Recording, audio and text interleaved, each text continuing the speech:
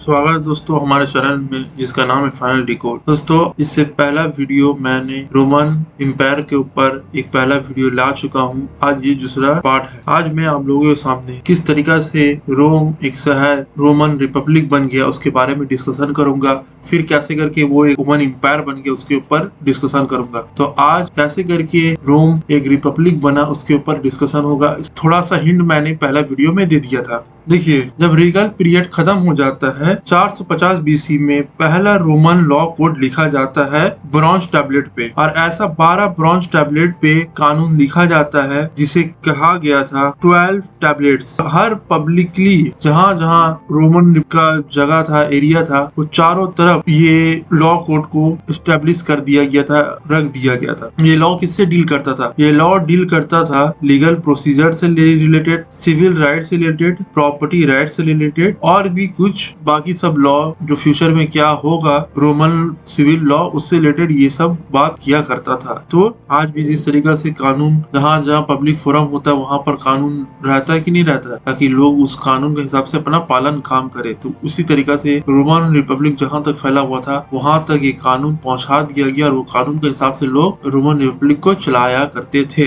देखिए 300 बीसी के दौरान जो रियल पॉलिटिकल पावर था रोम में वो किसका पास चले गया था? सीनेट के पास चला गया था। और इसमें कौन लोग थे? पैट्रिशियंस लोग के मेंबर थे और वेल्दी प्लेबियंस फैमिली लोग के मेंबर थे। और ये पैट्रिशियंस प्लेबियन कौन है इसके बारे में मैंने पहला पार्ट में इसका डिस्कशन किया हुआ हूँ। तो अगर जिन्होंने नहीं देखा तो पहला पार्ट देख लीजिए, तभी आपको दूसरा पार्ट को कनेक्ट कर सकते हैं। तो जब रोमन रिपब्लिक बनता है तो ये जो दौर होता है वही एक्सपेंशन का दौर होता है। तो अर्ली रिपब्लिक में क्या होता है, रोमन स्टेज क्या होता है, आस्ते आस्ते कर वो अपना साइज को और पावर को बड़ा करना शुरू करता है। सबसे पहले क्या करता है रोमन रिपब्लिक, इटालियन पेनिनसुला में जितना भी ट्राइब्स है उन लोग को अपना अधीन लाना शुरू कर देता है। जैसे कि कौन कौन इटालियन ट्राइब थे उस टाइम में? सैमनाइट्स, इट्रुस्कैंस, और बहुत सारा सदर्न इटाली में ग्रीक कॉलोनीज था, उस सब को अपना अधीन कर लेते हैं। और 264 बीसी आते आते इन लोग कम से कम सेंट्रल और सदर्न इटाली में पूरा तरीका से कैप्चर कर लेते हैं, यानी कि अपना पूरा पावर स्टेब्लिश कर लेते हैं, ये पूरा सदर्न और सेंट्रल इटाली में। लेकिन उससे पहले 390 में एक वॉर होता है, ये बहुत इंपॉर्टेंट है। देखिए गॉल्स लोग जो होता है,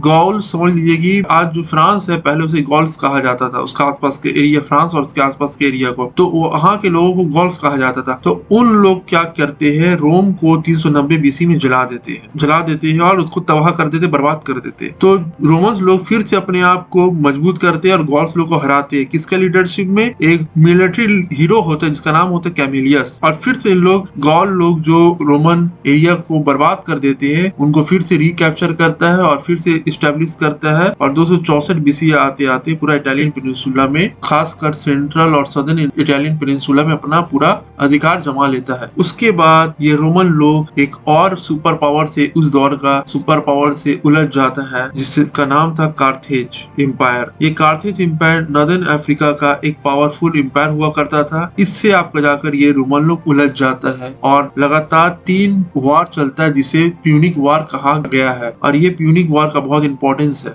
देखिए 3 प्यूनिक वार हुआ था कार्थेज और रोम लोग के बीच में। अभी तक रोमन एम्पायर नहीं बना, अभी तक रोम रिपब्लिक है। ये वार शुरू होता है 264 बीसी में, 264 बीसी में, और खत्म होता है 146 बीसी में। और ये लड़ाई खत्म होने के बाद रोम लोग विक्ट्री पा लेता है और कार्थेज एम्पायर जो होता है पूरा तरीके से बर्बाद हो जाता है, खत्म हो जाता है। ऐसा लगता है कि कार्थेज नाम का कोई भी एम्पायर इससे पहले नहीं गुजरा था। फर्स्ट प्यूनिक वार से पहले जो रोम जो था, रोमन रिपब्लिक, इन लोग पूरा इटालियन पेनिनसुला में अपना पावर जमा लिए थे। उन लोग और अपना पावर चाहते थे कि एक्सपैंड करे, लेकिन अभी तक ये जो रोमन रिपब्लिक है इन लोग ओवरसीज वॉर नहीं किए। ये कार्थेज लोग से जो जंग करेंगे यही सबसे पहला उन लोग का ओवरसी वॉर होगा। तो एक पावरफुल सिटी स्टेट था कार्थेज, तो उन लोग से ये लड़ाई करती है। और ये जो उस दौर में कार्थेज जो एम्पायर हुआ करता था नॉर्दर्न अफ्रीका का, वो माना जाता है कि ये उस दौर में मरीन टाइम इसका नेवल पावर बहुत ज्यादा मजबूत था, समुद्र में इसका बहुत ज्यादा अधिकार था। समझ लीजिए किसका? कार्थेज एम्पायर का। तो रोमन लोग ये चाहते थे कि इसका पावर को खत्म किया जाए और इसका एरिया को भी कैप्चर किया जाए। तो जो शुरुआत होता है पहला प्यूनिक वार। पहला प्यूनिक वार होता क्यों है? देखिए 264 बीसी में पहला प्यूनिक वार होता है। इसका कारण यही रोमन लोग ही होता है। आप इधर से कनेक्ट कर सकते हैं कि जितना भी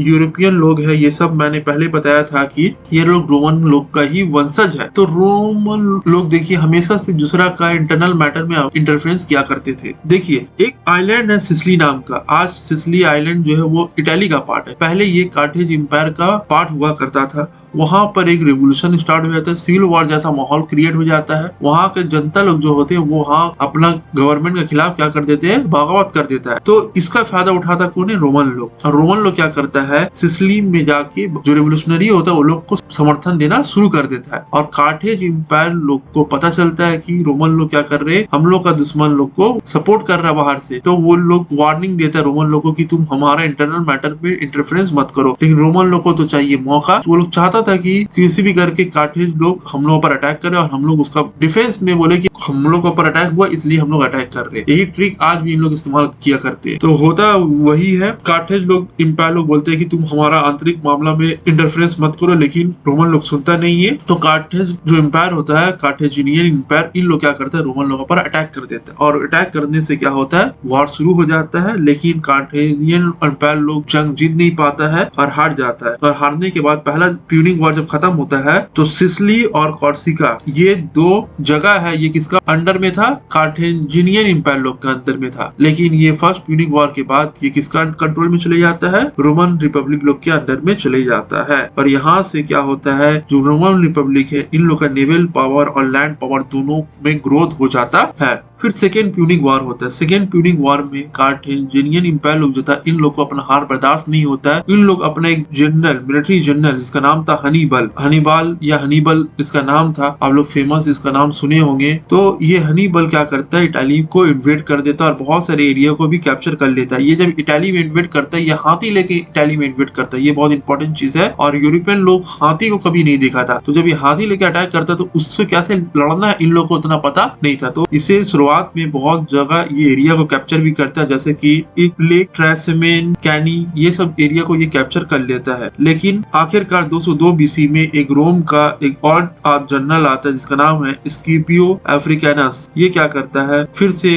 कार्थेजिनियन लोग को हरा देता है, पूरा एरिया को फिर से रिकैप्चर कर लेता है। और यहाँ से रोमन लोग जो होता है मेडिटेरेनियन का बादशाह बन जाता है, वेस्टर्न मेडिटेरियन को पूरा कंट्रोल में कर लेता है इस वॉर के बाद। और बहुत सारा स्पेन का हिस्सा को भी इन लोग अपना कंट्रोल में कर लेता है। सोचिए, कार्थेजिनियन एम्पायर लोग का अंदर में पहले कितना सारा यूरोप का पार्ट हुआ करता था, स्पेन, पुर्तगाल, इटली का सिसिली आइलैंड और भी बहुत सारे एरिया। जैसा जैसा वॉर हो रहा है खत्म, वैसे ही वैसा रोमन लोग अपना पावर बढ़ाते चले जा रहे हैं। अब आता है थर्ड प्यूनिक वॉर। ये थर्ड प्यूनिक वॉर में रोमन लोग को लीड करता है स्किपियो द यंगर। ये क्या करता है, जितना भी शहर होता है कार्थेज लोग का उसको डिस्ट्रॉय कर देता है और कैप्चर कर लेता है। और अफ्रीका को रोमन रिपब्लिक का क्या बना लेता है, एक प्रोविंस बना लेता है। प्यूनिक वॉर खत्म होने के बाद इसका रिजल्ट ये निकलता है कि रोमन रिपब्लिक लोग पहला ओवरसीज वॉर जीत लेता है, जिसमें उन लोग कौन कौन एरिया उन लोग को मिलता है, सिसिली, हिस्पानिया यानी कि आज के स्पेन और पुर्तगाल का बहुत सारा हिस्सा, उस टाइम में हिस्पानिया उसे बोला जाता था। फिर अफ्रीका,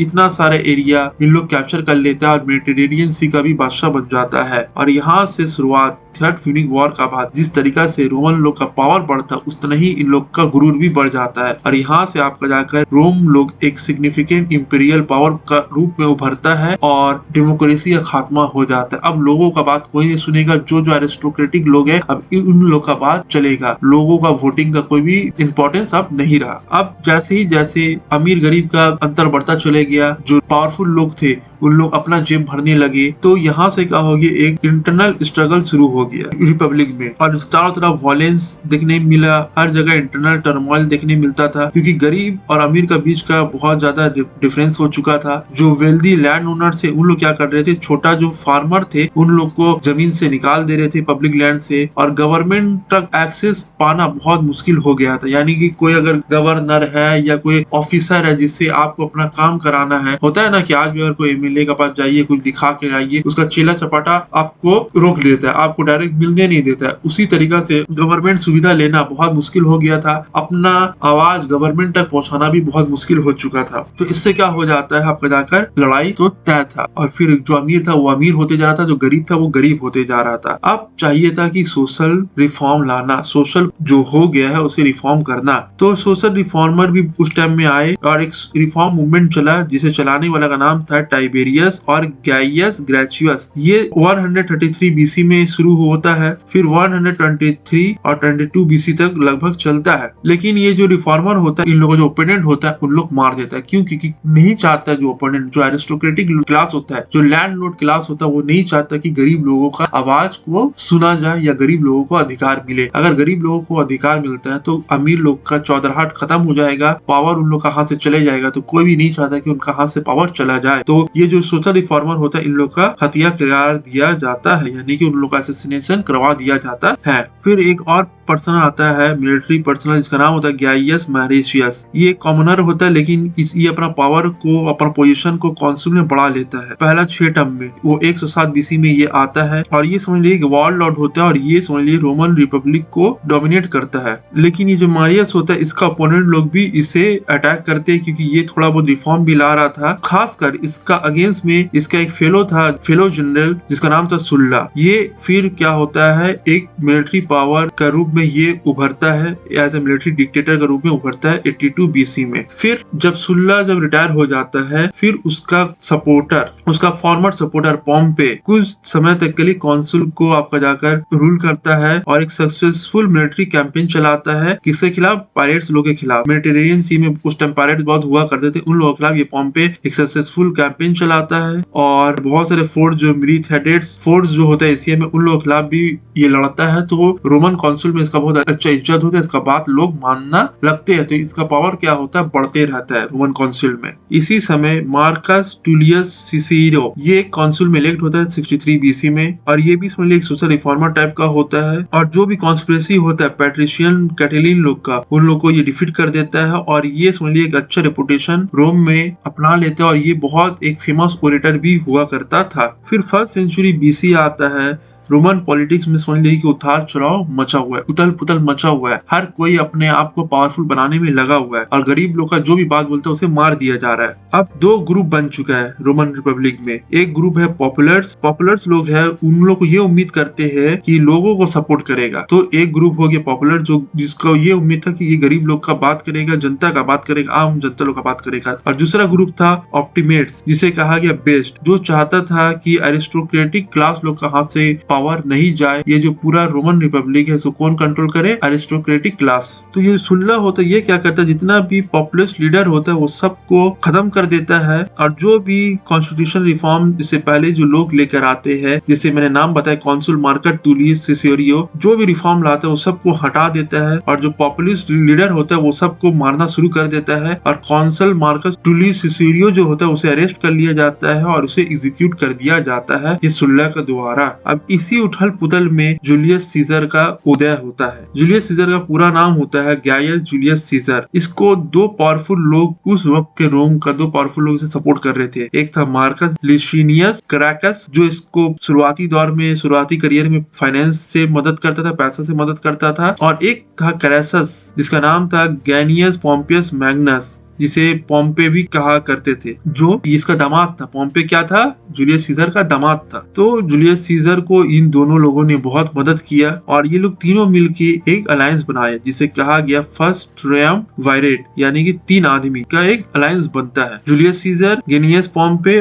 और लिसिनियस क्रेसस। लेकिन फिर एक वॉर होता है 53 बीसी में और क्रैकस जो होता है इन्वेड कर देता है पर्शिया को। लेकिन इसी बैटल में, जिसका नाम होता है बैटल ऑफ कैहरा, इस बैटल में क्या होता है, क्रैक्सस मारा जाता है। जैसे ही क्रैक्सस मरता है, इन तीनों के बीच में क्या होता है, दरार आना शुरू हो जाता है, क्योंकि 3 आदमी में एक आदमी मर चुका है। और जूलियस सीजर और पॉम्पे का बीच में बोला जाता था क्रैसियस एक मेडिटेटर का तरह काम करता था, तो दोनों को संभाल के रखता था। पॉम्पे जो रोमन इंपायर का ईस्ट की तरफ अपना इंपायर को बढ़ा रहा था और जो जूलियस सीजर है वो वेस्टर्न पार्ट को तरफ बढ़ा रहा था, तो ये दोनों को मेंटेन करके रखा था। अब 2 पावर सेंटर बन चुका था। अब पॉम्पे चाहता था कि मैं रोमन रिपब्लिक का लीडर बनूं और जूलियस सीजर चाहता था मैं। और इन लोग दोनों का बीच में जो मेडिटेटर था वो मर गया मेडिटेटर। अब इन लोगों का बीच में कोई भी समझौता कराने वाला नहीं बचा। फिर क्या होता है, इजिप्ट में जब पॉम्पे जो होता है वो इजिप्ट में ही रहता है, क्योंकि वो ईस्ट पार्ट में रोमन इंपायर को बढ़ा रहा था, तो वहीं पर 48 बीसी में पॉम्पे को सीजर ने पैसा दिला के उसका असैसिनेशन करवा देता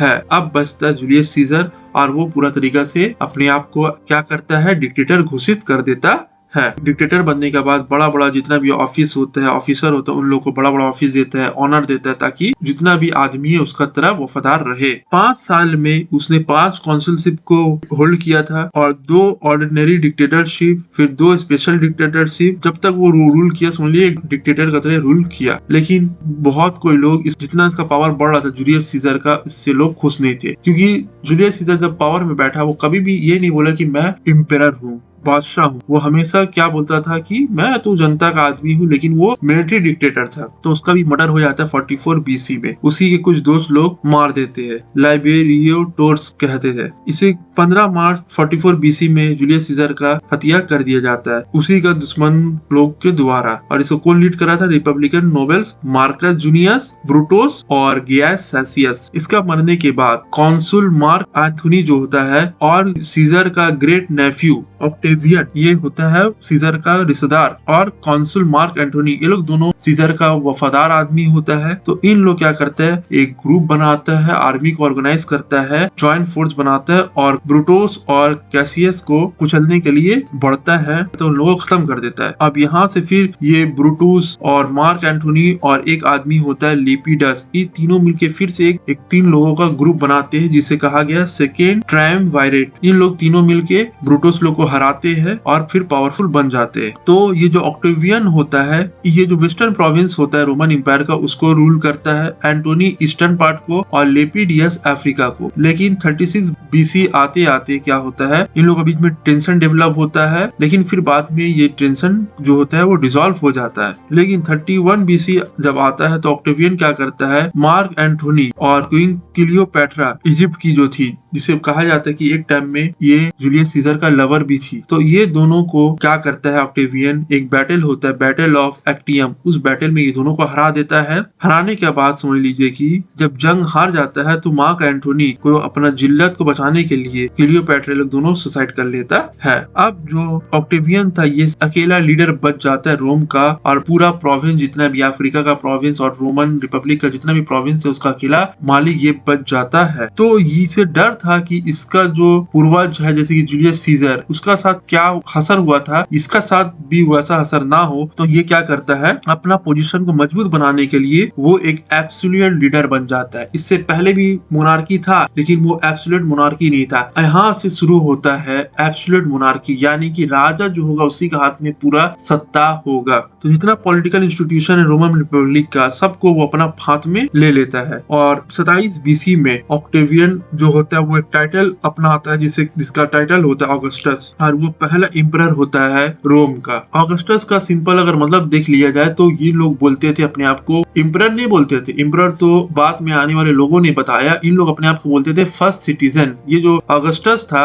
यानी कि ऑक्टेवियन जिसने टाइटल अपनाया था ऑगस्टस, मतलब कि मैं पहला सिटीजन हूँ, मेरे जितना भी एरिया रोमन रिपब्लिक का जितना भी एरिया उसका पहला नागरिक कौन हूँ, मैं हूँ। तो आज भी यहीं से जो वर्ड है, आज भी जो प्रेसिडेंट होता है उसे first citizen of the country कहा जाता है। उसी तरीका से ये सब वर्ड कहाँ से, ये सब रोमन रिपब्लिक से ये सब वर्ड आया। तो ऑगस्टस जो था इसने अपने आप को पहला नागरिक घोषित कर दिया रोमन रिपब्लिक का, और यहाँ से रोमन एम्पायर का शुरुआत होता है 27 BC से। तो नेक्स्ट क्लास में हम लोग रोमन एम्पायर के बारे में पढ़ेंगे, रोमन एम्पायर किस तरीका से फला फूला। फिर रोमन सोसाइटी के बारे में तो ऑलरेडी मैंने डिस्कशन किया हुआ हूँ इससे पहले चैप्टर में, फिर भी थोड़ा हिंट दे दूंगा, क्योंकि ये जो रोमन एम्पायर जो है ये ऐसा नहीं है कि 2-3 वीडियो में कंप्लीट हो जाए, इसके लिए सीरीज पे सीरीज आते रहेगा। तो 3 वीडियो में मैं रोमन एम्पायर के ऊपर खत्म कर दूंगा, लेकिन इसका सोसाइटी, इसका रिलीजन, कल्चर, इसके ऊपर मैं फ्यूचर में वीडियो लाते रहूंगा जिसमें आपको और क्लैरिटी मिले। अगर आपको और भी वीडियो चाहिए एंशिएंट एम्पायर के बारे में और भी कुछ हिस्ट्री से रिलेटेड वीडियो के नीचे कमेंट सेक्शन में बता सकते हैं। Thanks for watching friends.